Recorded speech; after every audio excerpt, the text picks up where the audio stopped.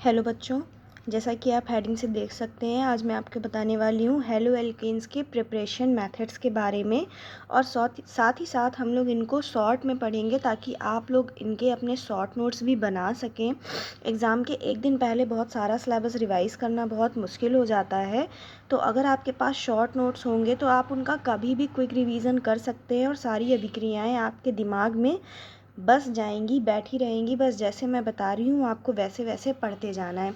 चलिए शुरू करते हैं। हम लोग पहला मेथड है हेलो एल्केन्स बनाने का, ग्रूव प्रक्रम। ग्रूव प्रक्रम में क्या होता है, जब हम लोग किसी एल्कोहल की अभिक्रिया हेलोजन अम्लों से करवाते हैं निर्जल ZnCl2 की प्रेजेंस में, तो करस्पॉन्डिंग हेलाइड्स हमें प्राप्त होते हैं। जैसे आपने HCl लिया है तो हमें क्लोराइड्स मिलेंगे, HBr लेंगे आप तो हमें ब्रोमाइड्स मिलेंगे, हाइड्रोजन आयोडाइड लेंगे अगर आप तो हमें आयोडाइड्स मिलेंगे। ठीक है। आर क्या होता है, एल्किल ग्रुप। एल्किल ग्रुप का फॉर्मूला क्या होता है, एल्किल ग्रुप होता है CnH2n+1। ठीक है। तो एक कार्बन है तो मेथिल अल्कोहल। मेथिल अल्कोहल की अभिक्रिया जब हम लोग HCl से करवाएंगे निर्जल ZnCl2 की प्रेजेंस में, तो वो कॉरेस्पॉन्डिंग क्लोराइड बनाएगा which will be methyl chloride. तो जब आप अपने नोट्स बनाएंगे तो आप नोट्स में सिर्फ और सिर्फ ये जनरल रिएक्शन लिखेंगे, लेकिन जब आप पढ़ेंगे तो जनरल रिएक्शन लिखने के बाद आप आर की जगह एक बार मेथिल रखेंगे, एक बार एथिल रखेंगे, फिर एक बार प्रोपिल रखेंगे। ऐसे कम से कम आपको 5 एल्किल ग्रुप के साथ अभिक्रियाओं की प्रैक्टिस करनी है। जब आप ऐसा कर लेंगे तो अभिक्रिया आपको बहुत अच्छे से याद हो जाएगी। ठीक है।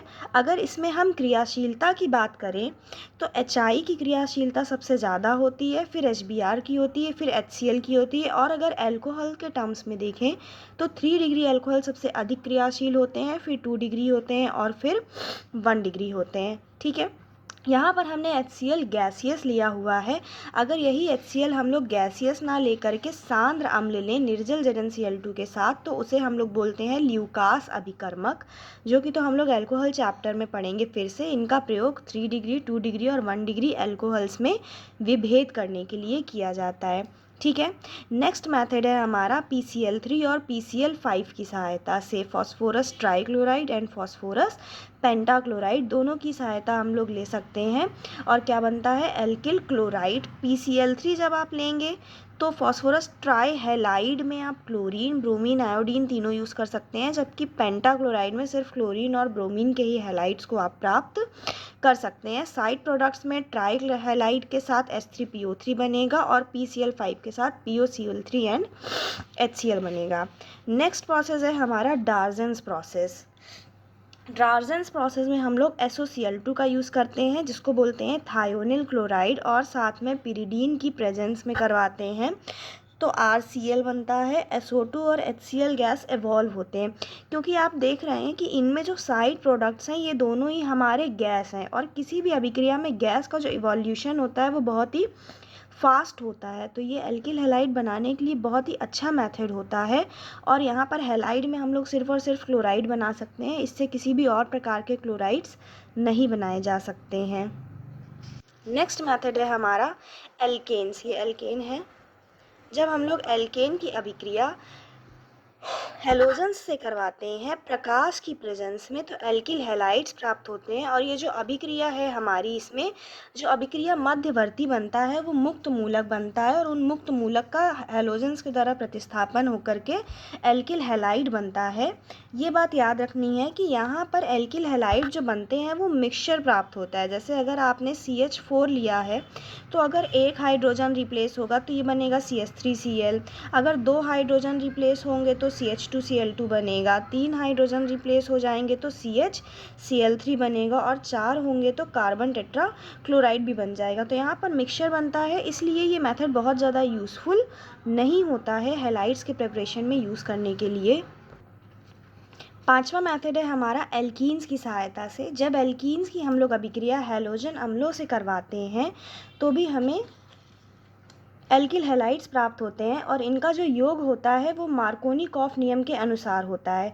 मार्कोनिकॉफ नियम ये कहता है कि जब किसी हैलोजन अम्ल की हम लोग अभिक्रिया करवाते हैं एल्कीन से, तो अम्ल का जो ऋणात्मक भाग होता है, ऋणात्मक भाग कौन सा होगा, हैलाइड वाला, वो उस कार्बन से जुड़ता है जिस पर हाइड्रोजन की संख्या कम होती है। आप देखें इसमें हाइड्रोजन की संख्या कितनी है, 2, और इसमें कितनी है, 1। तो जो ये X है यानी कि अम्ल का ऋणात्मक भाग है, ये किससे जुड़ेगा, जिस कार्बन पर हाइड्रोजन की संख्या कम है और हाइड्रोजन दूसरे वाले कार्बन से जुड़ेगा। तो ये मार्कोनिकॉफ के नियम के अनुसार बनता है और ये हमारा कैसा हैलाइड हो गया, 2 डिग्री हैलाइड हो गया।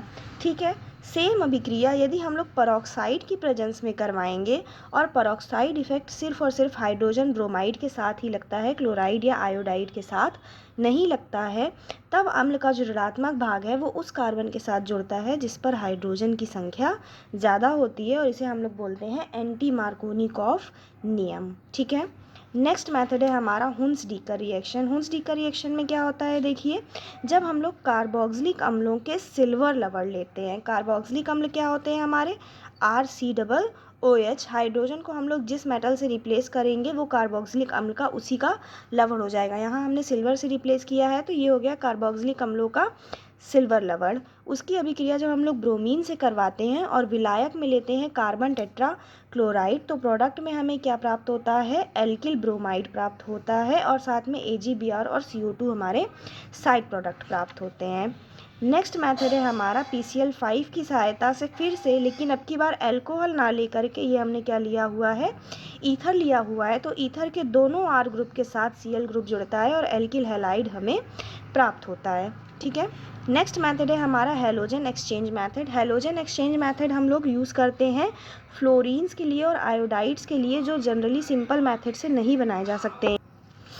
पहली अभिक्रिया है इसमें स्वार्ट्ज अभिक्रिया, जिसकी सहायता से हम लोग एल्किल फ्लोराइड बनाएंगे। अभी तक किसी भी अभिक्रिया में हम लोगों ने फ्लोराइड नहीं बनाया था। इसके लिए आप ब्रोमाइड भी ले सकते हैं या कोई हैलाइड भी ले सकते हैं, halide in the sense I mean chloride ले सकते हैं। और उसकी अभिक्रिया जब आप AgF यानी कि सिल्वर फ्लोराइड से करवाएंगे या फिर मर्क्यूरी फ्लोराइड से भी करवा सकते हैं तो एल्किल फ्लोराइड का फॉर्मेशन होता है। और दूसरी अभिक्रिया है इसमें फिंकलस्टीन अभिक्रिया, जिसकी सहायता से हम लोग आयोडाइड बनाते हैं। जब RX की अभिक्रिया हम लोग सोडियम आयोडाइड से करवाते हैं एसीटोन की प्रेजेंस में, तो एल्किल आयोडाइड प्राप्त होता है।